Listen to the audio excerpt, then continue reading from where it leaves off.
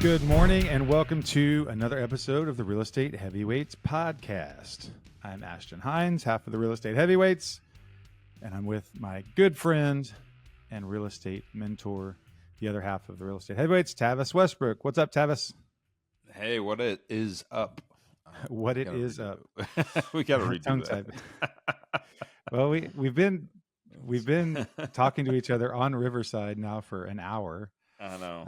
Talking about all sorts of stuff. You're having some issues. It is nice that we can do the shared screen. Like a very fancy FaceTime. We can figure out what we are not accomplishing on the KW command system. Yeah, we're having all sorts of issues. So the first thing that was taking some time this morning is, for those of you who may not be in Dallas, I think it's 17 degrees or something out today. Or then today's the day you had flooring going in at Primrose. I've been posting a few videos from Primrose. And so, out of all the people that you have that are sort of temperature sensitive, it seems that the flooring guys are like, look, we got to be. Yeah, we went through this, we went through this on Shady Hill. There it was a lot more difficult because we knew that the gas was off and there was no possible way to get the heat on. Here, we've had the gas on, we've had heat on. So the guys show up this morning and it's 45 degrees in the house, better than what it is outside. Yeah, what are they this morning about? I checked the temp and it said 12 degrees feels like 2 degrees. So poor Landon in Plainview, Texas, and Luke's in Lubbock. Yeah, but, it's cold. This morning I looked on that and it said current degrees, 4 degrees, feels like negative 12. Oh man. So, and the wind blows really bad up there. You can't escape it. Those guys that are farmers and ranchers and they're getting out feeding cattle and stuff out in that wind, gosh. I cannot even imagine. But I've spent some cold mornings, going out with my grandpa back in the day, and I always tried to, hop out and do the fence, open up the fence or whatever. And I could see you in some big, Carhartt overalls. I don't think I ever did the Carhartt, because we were there so little that I didn't have all the official. He might have thrown us a jacket or something. My grandpa was actually a pretty small guy. But I remember the older he got, he actually rigged up this old Chevy truck that had this kind of a feed bin in the bed, and it had a little door that he had a rope that he could bring around to the driver's side, and he could pull that rope and it would open up this latch, and he could just kind of drive while it was cold outside. He could just drive and pull this latch and put out the cake. He called it cake. It was like this protein fiber, pellet thing. And we would always go out and feed the cattle. But all that being said, is cold, and there's no choice. You have to go do it. So, so you're dealing with that over there. And then I closed the deal with some buyers yesterday, your family, and went super smooth. Actually, it was a really quick closing. I think it was 3 weeks, maybe. Yeah. From beginning to end. It all went very well, except for, so several transactions I've hired a transaction coordinator. You typically hire a transaction coordinator. But we were splitting this commission, and, it's a nice house, but once you split it up and then pay for a transaction, it kind of eats away at your profits. I'm like, look, I'll handle the paperwork. And it all went fine, except for Keller Williams has a fairly complicated online system, I guess, to figure out how to split commissions between agents. And there's it doesn't seem like it's that complicated, but it's one of those, click here, type this calculation in, and then something's keeping you from being able to hit send, and we don't know what I can't it is. Save anything. It's just, we both went through it and like, am I missing something here? And you're texting your transaction coordinator who usually does your stuff. And, but we'll get it figured out. The other cool thing that happened. So I haven't put out this video yet, but I did. Maybe we talked about circle prospecting. Yeah, we talked about circle prospecting last time. So we talked about doing this thing called circle prospecting around Primrose, and you pretty much just use that property is the subject property. You draw a radius around it, and then you can tell the MLS, okay, show me everything that's active or that's canceled or expired in the last 90 days, 180 days. Like, you can be as custom as you want. And so you had encouraged me to do that. Say, hey, just let's try to find something else nearby there, and we can use this as kind of a jumping off point. So I've communicated with a few agents. Randomly, one, it's been on 180 days. I went by there the other day. I walked the house. I did several videos from there. They had replaced all the pool equipment that was in the description, and it did look nice, but it was pulling air bad. Like, the motor was really struggling. I could hear it from out front. And I went and looked, and it was really struggling to keep up, and the water. So I don't know if the filter was just super dirty or there's air somewhere. It was pushing air out the jets. So I called the agent, no answer. Texted the agent, no answer. I still haven't heard back. And they actually, at the water meter, the box, it was leaking water. And so I don't know if that was on the house side or the city side. I'm like, dude, it's been on forever. I don't know if he's been over there for months, and he hasn't answered my call. It would be a good house, actually. It has some foundation issues, I think. But then looking at the list this morning, I found one that's a short sale.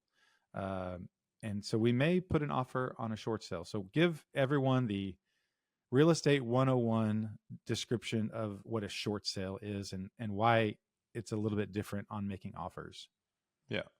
So the definition of short in this context is basically means that you're shorting the bank what is owed to them. So the preliminary, sometimes the bank has already agreed, sometimes they're promoting this property with the intent to pitch a short sale approval with the bank. So we kind of talked about this a few months back with a person by the name of the short sale queen is what she goes by. Oh, that's right. And, Yep. And so we kind of touched base on this a little bit. Let's go back and listen to that episode.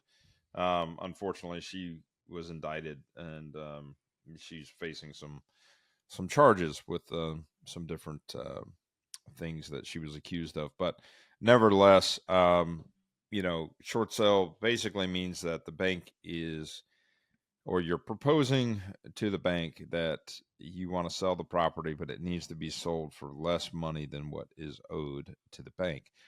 This particular property, the reason for that is it looks like there was some kind of insurance claim.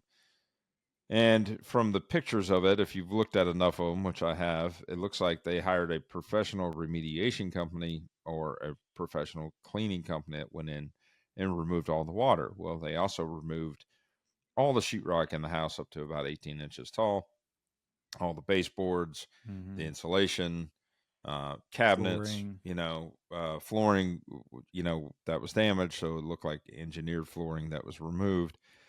A disaster, right? Meaning, well, it's a disaster if you don't have the means or the ability to put it back together. And that's what it looks like. It looks like they stripped everything out of there. It was probably an initial claim, and they went in there, they demoed it. Typically, the demo company and the remediation or the remodeling company don't talk to each other. They're not part of the same company. So what happens is you hire a company like that to go in there and do water cleanup, and they do that, and then they get a big fat check for doing their job, and then it's up to you and the insurance company to work out the details of what's left to put the house back together. So whatever the case may be, maybe they didn't get a big enough check, maybe their deductible's too high. I mean, who knows what the situation is, but it looks like nothing has been done. And so now they're in a position where the mortgage is higher than what the property needs to sell for. And so therefore, they need the bank to approve the sale of the property to an investor or to somebody that could take this project on. Yeah. And sell it for less money than what's owed to the bank. So it is not the easiest thing in the world. The hardest part is getting to the right person at the bank that can make this decision. And it might And be a ironically, committee, and they may only meet once a month. And ironically, there's nothing short about the process. It right. is not a fast process in any means. So when people hear short sale, they think, "Oh, it's fast," and it's not fast at all. Like Yeah. there's a lot of layers that have to be done for the bank to accept a loss, and that's essentially what they're doing. And the seller can't make any money from the sale. They can't make it drop. They can't make a penny. Mm, So there's a lot of layers on it. Essentially, it's a option to the seller to avoid foreclosure, right? mm, And it also benefits the bank to avoid foreclosure as well and all the additional fees if they can get the buyer that will buy it, as is. And then the bank doesn't have the burden of having to go through the foreclosure process and then um, potentially selling it at auction or having to buy it back, which is what's called as an REO, a real estate mm. owned property.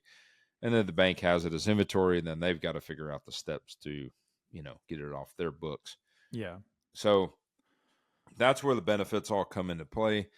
Um, we still have to scrub it. Ashton, ran the quick scenario on the numbers, and it looks like it potentially could work. We're pretty close. The question is, would they accept our offer, and what does that look like? So Yeah. we could probably give it a shot, and we'll just see. Again, it's not a fast process in any means, but we can throw it out there and see what happens. Yeah. I'm going to go look at it today. It's near Primrose, which that's another thing. Primrose is near my house. And so, Yep. makes it easy. Well, Um, and ironically, we have another property in escrow that's in Carrollton, not too far from there as well. So, um, lately, Carrollton's been pretty good to me. well, and I was doing comps on one of these properties. So on the circle prospecting, I think I went out a mile from Primrose. Yeah, And so then I was comping another property, and one of the comps came up was Verlaine, yeah, was the one that you flipped, and I sent it to the agent. He's like, "Hey, by the way, when you're pulling comps, this Verlaine, we did that one, so we sure, know how much this should cost." Uh, yeah, a lot of so far, a lot of what you run into is when you're reaching out to these agents, it's typically they're letting the seller bully them into a listing price. And yeah, then they try to justify it professionally, like, well, it's recently updated and it's this and this. But you look at all the pictures and like maybe they replaced the carpet. So they're yeah, not lying, but it's like, well, no one really counts that as, here's a picture of an updated house. right, Here's what you're calling updated and wanting to try to justify getting the listing and telling your people, yeah, I think we can get close on price. And then it just kind of sits there, and then they act really offended when you throw out a number. So it is a dance. You're trying to have a relationship with them, and you want to have a relationship with these agents going forward, and so trying to educate, hey, here's where we're coming from, here's our number, this is why we would be low. I really, and I tell every one of them, like, I hope you get full asking. I mean, I hope it goes well for you, and like it goes great. If for some reason it doesn't and you need another option, we would love to be on your list. yeah. So anyway, been looking at a lot of houses. All right, let's get into a market update and entire screen. Here we go. So here's our 10-year look back. In DFW, we look at Dallas, Cullen, Denton counties. Our sales price is on a downward trajectory. A few national stories have talked about how the overall price of homes is slightly going down, very incremental percentages, but the entire MLS right now average is 365. And you can look back over here in May of 2022 was kind of our peak, and we Mm-hmm. all remember that time.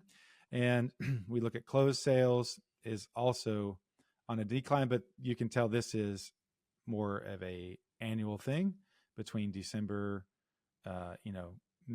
late summer and December, January. And so we're Yep. coming off of that. Now we had in January we had 6,500 closed sales, and last year was 6,497, so that's very close. The year before was 5,828, but the year before that, let's see, 8,194. So we're not far off from what we've been in the last few years. That's not something that's changing a ton. We are on the uptick on homes for sale. The overall listings on our MLS is 38,000. We peaked recently at 44,000, which put us at really close to a 10-year high. But our supply dropped some, and now it's creeping back up. And we overall are having the units for sale are low nationally. We've talked about that a bunch. And the activity is just very slow. A lot of people locked up on interest rates, although there is an article, I don't know that I put this up here in our news. It said that I think it almost doubled from last quarter, the number of people who have a mortgage at 6% or higher. I think it's around 17% of the market now has a mortgage rate of 6% or higher, when it's been in the single digits. I think maybe 7% or something like that.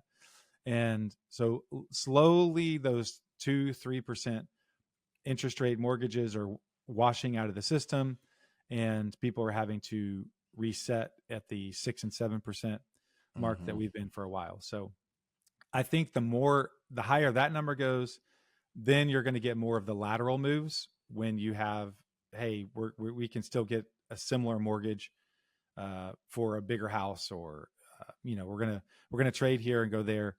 Right now, we're getting mostly relocations, death, divorce, all those sorts of things that are the necessary sales that are hitting the market, and then an occasional lateral move. Yep. So that is the market in DFW. All right, let's talk about a little bit of news. So all the talk this morning on the ticket in Dallas. If you don't know and you want a good sports talk station, look at the ticket, 96.7, 1310 the ticket. They're great. And they talk a lot about Dallas news. Neiman Marcus.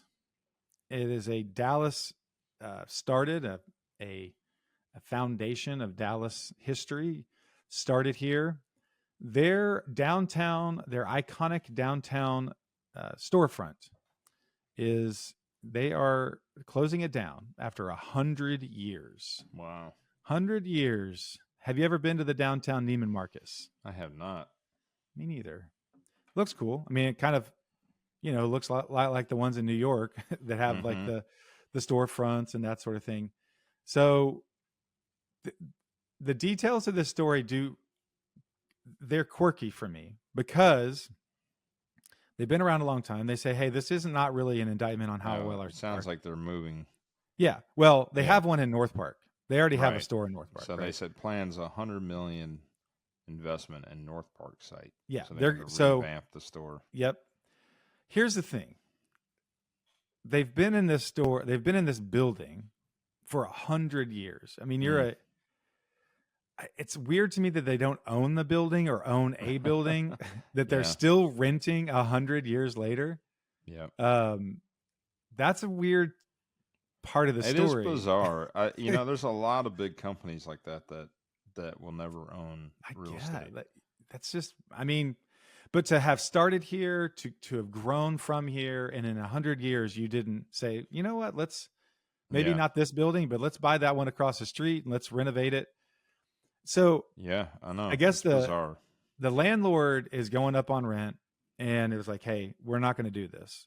Well, because despite years long negotiation, they received a notice from the landlord to terminate the occupancy, quote, forcing us to close.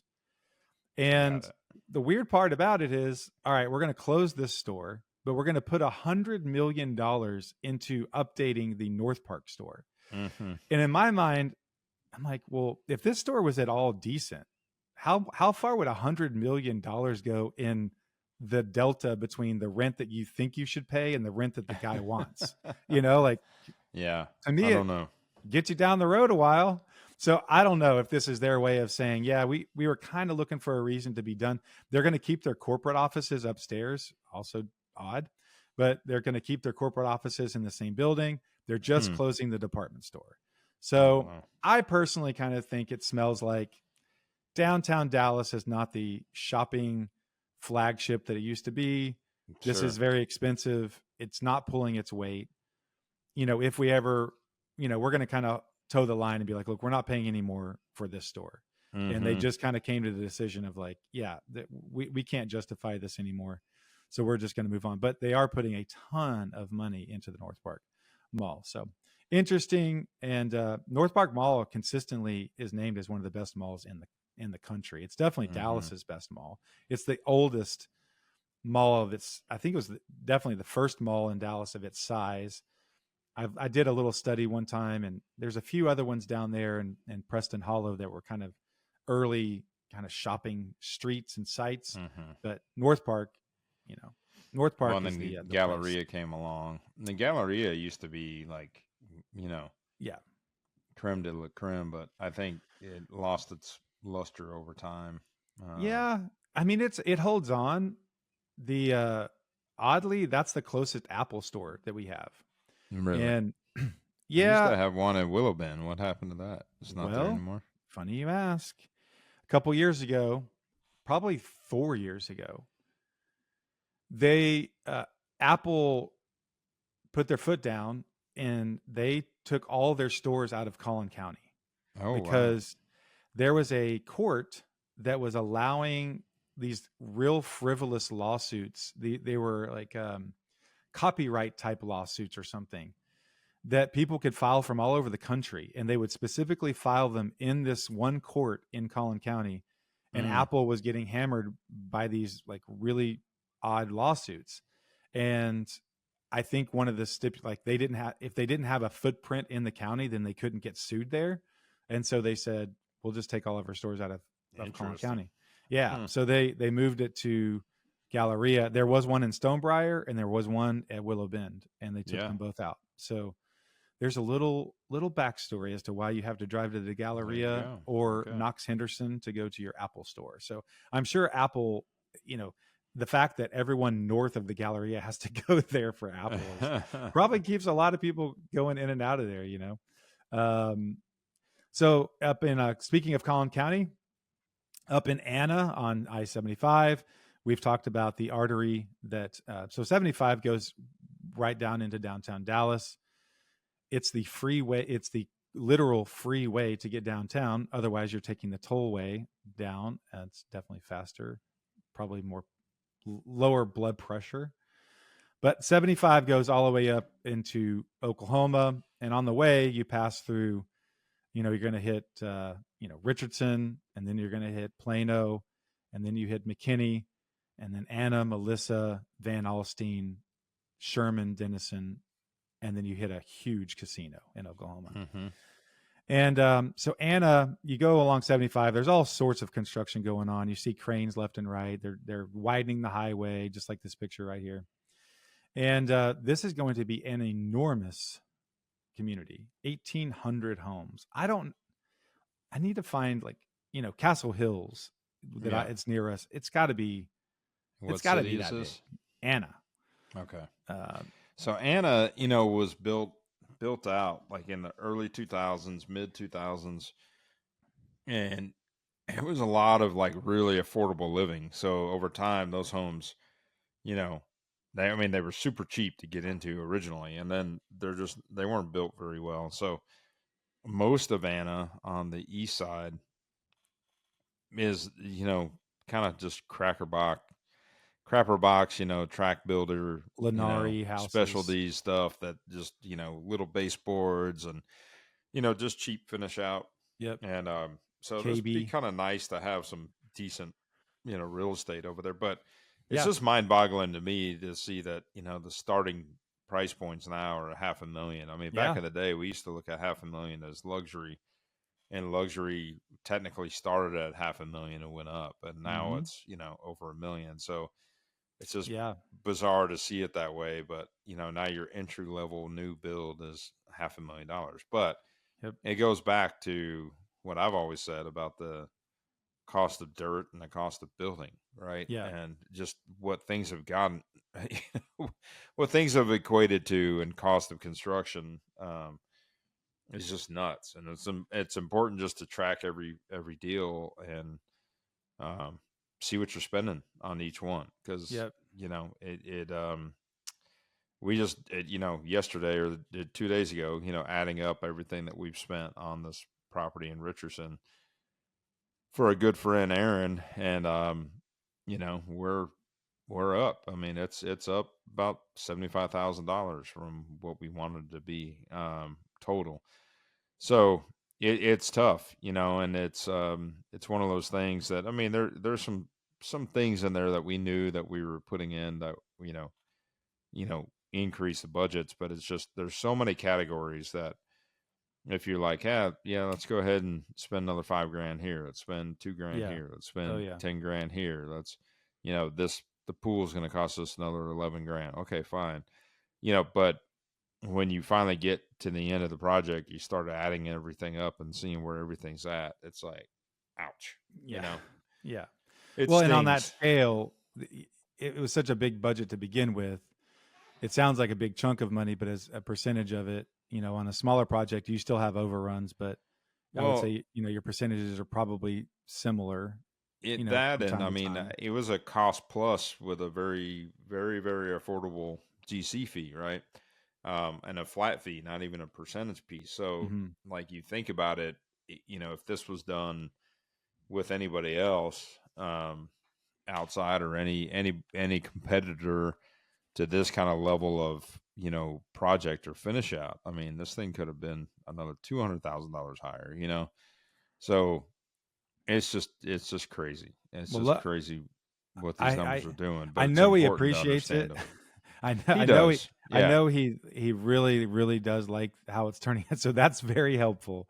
I don't yeah. think that He's this just got to project could have. justify what his plans are, right, with it, Yeah. and that's the challenge. And Yeah. we had a pretty deep conversation last night, and it's always a hard conversation. The benefit with him though is he's like, look, I know this is tough on you to have this conversation with me, and yada yada. He goes, but I get to tell people they have cancer. I get to tell people they're dying. And I'm like, Yeah. okay, fair. That's a good point. That's a good point. So I'm like, okay, well, it still doesn't feel good, but I it's like, understand your conversations are much harder than me saying, hey, yeah. by the way, your budget's up. Hey, by the way, you have cancer. No, you don't, but you owe me 75 grand. Right. Sorry about that. Yeah, well, he has a great attitude about it. And also, I do think that I'm still optimistic it's going to be a successful midterm. It could be a successful flip. It will Yeah. be a beautiful house to live in. So they have multiple options on the backside, Yep. which that doesn't always happen when your only option on the backside is, well, we could rent it out long term. Probably won't work out, No. because that's just, No. especially right now with financing. So you have to have Well, other and again, outs. it doesn't make sense with it. Part of the problem with a midterm, and this is I've stressed this before, and it's a challenge because you're investing in furniture, right?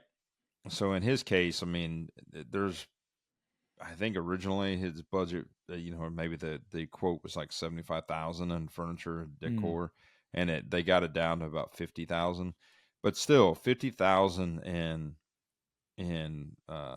finish out just in furnishings. furniture, right? And depreciating assets. Yeah. I mean, it's personal property, right? And so when you have to spend that much to finish it out and get it to a point, then you want that to you want it, whatever you're doing with that property, to make sense that piece of it finishes that out. If you Yeah. just flip it to say, well, I'm just going to do a 12-month rental, it doesn't make sense to pull all that stuff out, put it in storage, or Yeah. try to Right. resell it, and it just Hmm. doesn't. It just doesn't make any logical sense. No. So Well, I and we think bought it in an area ultimately, that's no HOA, so he has some options with, yeah, short I term, think midterm, and ultimately, if it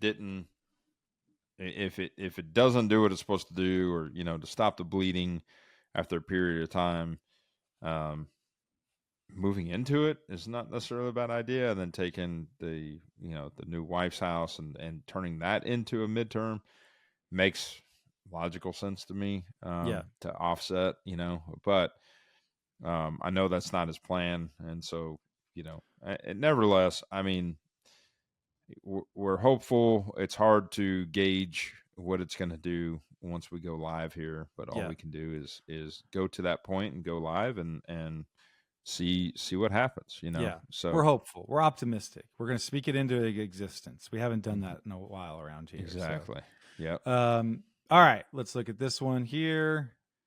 This story in the Dallas Morning News talking about how the gap in the amount of rent for a house and apartment is it's never been bigger. And so a lot of people are opting to rent apartments because for a while they were overbuilt.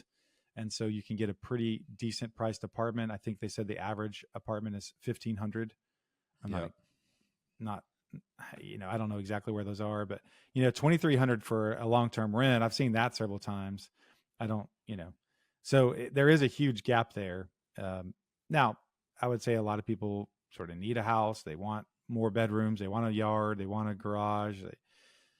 Yeah, having done some open houses over at that townhome a couple of weekends now, it is a different lifestyle. If you're going to live in a townhome with no yard, 3 floors, really steep stairs, like to get in and out just to live and go to get groceries, and especially if you have a pet, it's not for everybody. So I don't know that it's always just as easy as, well, let's just rent an apartment. So some people just have to Mm-hmm. figure it out with the house. But 2,300. Do you think some of your smaller midterms, is that about what they would rent for? Around 23, 2,400? Like your plain old? Yeah. I mean, I'd like them to get more, but yeah, if Okay, it's it's close. yeah, Yeah. Which that's why the midterm's nice when you can rent it. When it's not, it's harder to get exactly. renters. And But and I mean, I guess, and so I was doing the math on it the other day, and like part of my challenge the last couple days has been putting together um all of the numbers, which this is, I guess, where like a full-time bookkeeper would come in, would come in handy.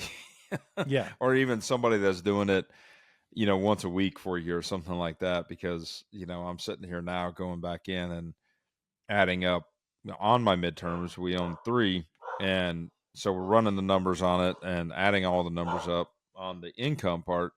But then the other part is the expenses, and so that part gets a little encumbersome trying to go through and figure out. And I've done a pretty good job of splitting up the expenses specific to each account, Hmm. which helps it more that way. But it's still a matter of kind of going through and going, okay, this Atmos bill belongs to this property, and this is Yeah. what it was this month, and it fluctuates, if it's occupied or not. Ultimately, the situation is that, when you're adding these up, and I look at it, and let's say that gross revenue was 54,000, right, and your expenses are 40,000. Doesn't sound super attractive, and that's including your mortgage, right, Yeah. your debt service.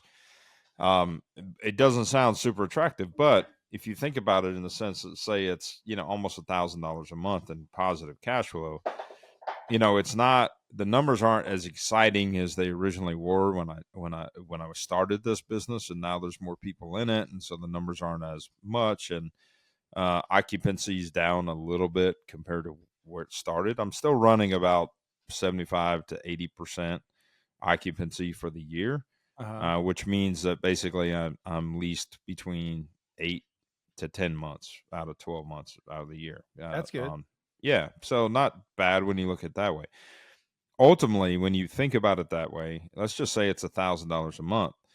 $1,000 a month, is 12,000 a year positive cash flow. And that's more than, especially at the price points, right? Yeah. That's more cash flow than you're getting on any 12-month type of rental, unless you paid cash for the rental.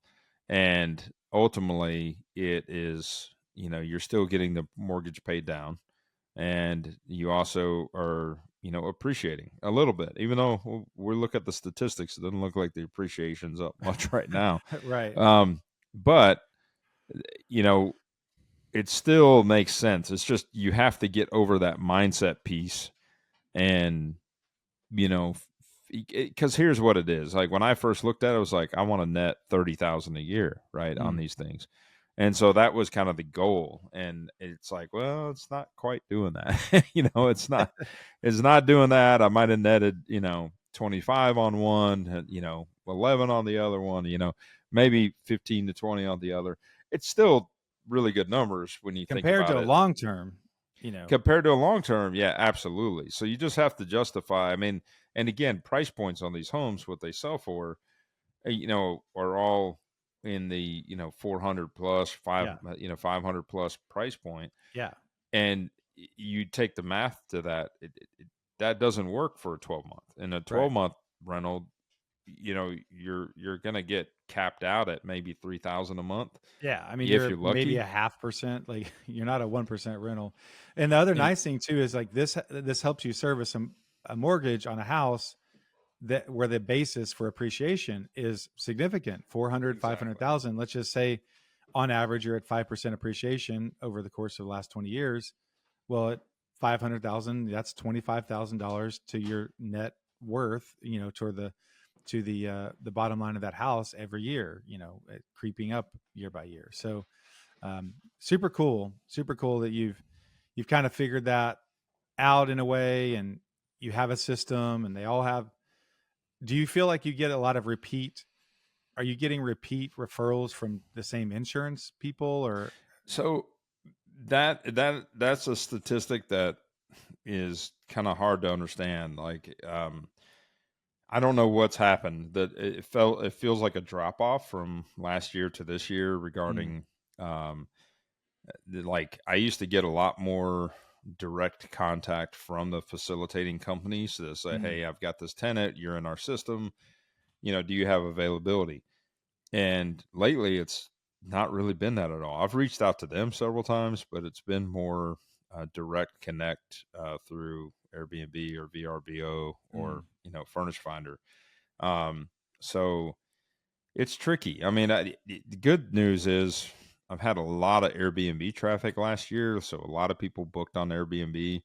That the placement companies used to frown on doing that, mm, but now what they've done is now they allow them as like a facilitator. So like when you go to booking, let's say that you were displaced, you would get an assignee and you would talk to them and say, "Hey, I found a place on Airbnb," and then they would link them in like to be able to book it together. So the payment can come out of the placement company's account versus coming out of the tenant's account as far as paying for the service and or paying for the rent. So it's a little tricky now how they've done it, but it it's just a hard business to track. And I've said this before. It is hard to know who's looking at the property, each and every day because Airbnb statistics aren't the best when you look at like hits or impressions, and when you look at VRBO, it gives you a lot more. And so I definitely get more impressions. It seems like on my 4 bedroom than I do on the 3 bedroom mm. options, but it's just a matter of who's actually pulling the trigger, and then I've gotten a lot of inquiries over the last 2 weeks that I've had to basically turn down because they had cats and I don't allow cats, or Mm. they had somebody the other day was like begging me to take a $3,000 a month discount, to approve them. This is all we got, and we just sold our house, and they're paying for it out of pocket. And I gave them a little bit of a leeway because they were wanting to book it for 2 months at first. Then they came back, said, "Well, we might need it for 3." But we just were not getting on the same page with cost, Yeah. and they also wouldn't tell me what pets they had, and I was like, A okay, lot of red flags here. there's a red flag. Yeah. And there's nothing worse than like having a tenant move in, you take a risk on it, they have a couple dogs, and then all of a sudden your housekeeper's calling you and going, "Hey, the dog's pooping on the floor, the dog's peeing on the Mm. floor, or they screwed this up, or they screwed this up." And you're like, crap, there Yeah. just goes my margin. I mean, I was going to make a couple $1,000, and Oh now yeah. I'm going to spend a couple $1,000 to repair something. And, Yeah. with it being furniture and bedding and sheets and linens and all those things, it's just, there's a lot more uh, potential for cost Yeah. and things that get ruined, and you want to make sure it's kept up. Yeah. Well, I'm So, glad that you've been able to rent them out. Overall, your numbers sound great, and I know sometimes it can be frustrating and disappointing to where they're all vacant for a little while, and oh you're like, yeah, "What the we heck?" But just you've had went them through long enough to where it's like that. hey, overall they're doing pretty good. And Yeah. I still maintain I'm excited for y'all midterm wise around. I want to see what it's going to do during the World Cup Yeah. because I think there's a decent chance that if nothing else, I think things will saturate to where people are pushed to you for some reason or another. Maybe it's not exactly a soccer related, person coming in for 3 or 4 months, but they're going to take up a lot of the stuff that's furnished, and then it's going to just take up the system for a while. So, Yeah. all right, let's talk about a couple houses here.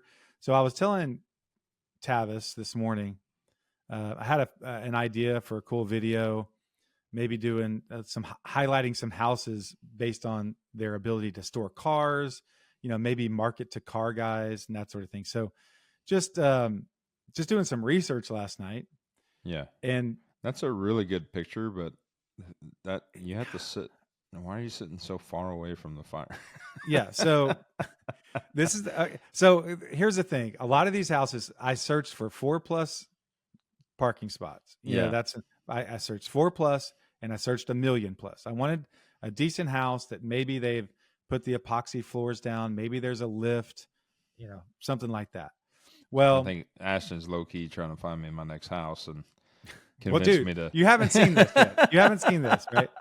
So I know you're looking. Okay, No, so I'm not looking. yeah, Not I for a think you house. might be. I think you might be. So this is so all of them were cool. This is the only one where I'm like, okay, this is a car guy who happens to just need a place to sleep at night. And because this is the first picture of that they put, I think this is I guess this is the backyard. But yeah, they have this huge fire pit. Look at all this firewood over to the right. I mean, Yeah. they've got months worth of fire over to the right. And you can't quite tell what's back here, but it's like this opened up living room something. I could like, especially on a small screen when I was like just flipping through, I'm like, I don't know what this is. So this is the front of the house, very normal. It could easily just be up in Anna, like we were talking about, or this one's in Keller and or South Lake. But big yard. I'll look at how much land is on. Got looks like a 3 or 4 car garage out front, big old driveway. Like, okay, man, yeah, for sure, this is a car guy's house. Then you got this this backyard with the fire pit. And you're like, wait a minute, there's a back house back here. Then you got 1, 2, 3, 4, like another 4 or 5 spots for cars. Bays. Yeah, and they love this backyard because they multiple pictures. And this is a little bit closer up picture. This fire pit's right here. Wow, what is that back there? That's a lot of chairs. Well, what's behind the chairs? Holy smokes. Is that an open garage with the bikes in it? Motorcycles? Oh, yes. Wow. It's gated. This looks like a classic or a Fox body Ford. I can't quite tell, but it's gated. Holy cow. Are you kidding me? Look at that. Collection of antique motorcycles. Collection of motorcycles, and it's not just on a garage floor. He's got art. Like they've turned some of these like motors into art. They've got a room just for jackets and for helmets. Yeah. He's got this check that out. closet for all his liquor that he locks up, I guess. This back house has an amazing kitchen. I bet this logo would tell us who this guy is. I don't know what that logo is, but we might be able to find that on Google or something. But he's got this back kitchen that looks like it's kind of from a diner, basically a motorcycle diner. Yeah. They definitely like to entertain. Likes to entertain, like to have his friends over. Is that the same setup? Is that just the outside looking into that kitchen? Kitchenette? I think so. This is like a legit bar. Okay. That is different. And I think there's see, we haven't seen that pool table yet. I think there's multiple rooms here. Okay, so here's the bar, big old dining table, pool table. More like a retreat. I mean, look how many chairs they've got there. This is like a really high-end biker gang. Or like the coolest Airbnb ever. Yeah. Just like you're a motorcycle guy. You're riding through Dallas. It feels like an Airbnb in a way. Yeah. But, I mean, I'm surprised they have all these motorcycles in there. This is another garage where there's 6 or 7 more motorcycles. They happen to have a bed. It's definitely staged like it's a Airbnb. This is what you see from the fire pit. Wow. This is another room. It's got 4 pinball machines or 3 pinball machines, and then a bunch Card more table. Oh, motorcycles. it's got a bunch of card tables. And, oh, yeah. Okay. Card tables. And this back wall opens up to the fire pit. Okay. Look at these lights. Yeah. Custom lights. Wow. Those are spoke wheels. Over here, they have headlights that are your sconces. Yeah. That's wild. And he has a dinosaur head. So this guy's awesome. This guy, he has a love in it. Oh my gosh. Wow. That's another room of motorcycles. Or is that, maybe we just couldn't see all those, or holy smokes. this is crazy. I love this. Like, so anyway, as I'm going through, another big conference table. Yep. Upstairs conference table with a motorcycle there. But as I'm going through these listings, this was definitely by far the most overt car guy. Absolutely. Listing. Yeah. A motorcycle guy. And he's got a safe and he likes to hunt ducks. Yeah. So yeah, Wow. really, really cool. Impressive. South Lake. So my idea is, hey, find listings like this, go do a cool video, start get a following with your car culture, your motorcycle guys. $3.1 million. Chump change. 5,500 square feet. It's on 1.4 acres, basically. But yeah, oh my gosh, what a cool house.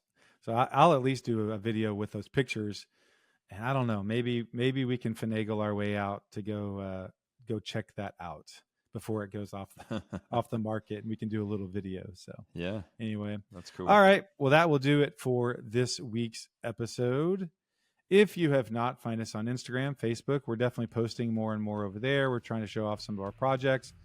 We're looking for more clients. If you know anybody who's looking to sell off market that needs a quick offer, definitely are looking for those. Tavis is in the buying mood and wants some more flips for this year.